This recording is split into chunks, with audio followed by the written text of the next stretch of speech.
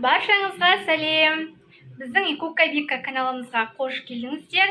Достар, бұл видеоны жай ғана көріп өтіп кетпей, біздің арнамызға тіркеліп, видеолардың астына лайк басып, пікір жазуды ұмытпаңыздар. Бүгін мен қамыр жаймай пицца пісіремін. Өте дәмді, жұмсақ, керемет болып шығады. Ал онда кеттік, бірге жасайық.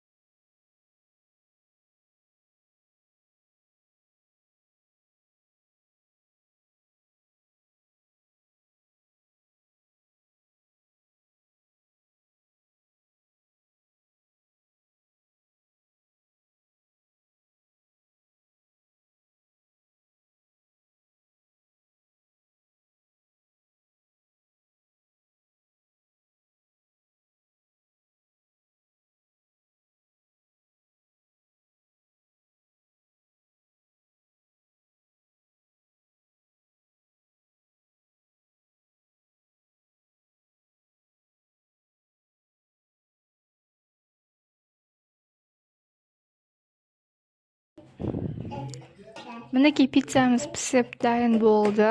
Иіс деген мұрын жырады. Түріне қарап-ақ, мына пиццаны мен уже жегім келіп тұр ғой.